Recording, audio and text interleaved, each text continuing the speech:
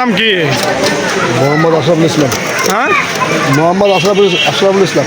বাড়ি কোথায় আপনার? লালমনিরহাট। লালমনিরহাট।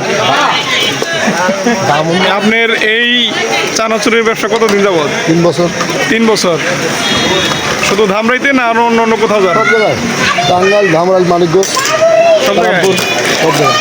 ও, আপনার এই চানাচুরের নাম কি? বাংলার স্পেশাল ঘড়ি গরম চিড়া ও চানাচুর ভাজা। একটু জোরে বলেন। বাংলার স্পেশাল চিড়া ও চানাচুর ভাজা।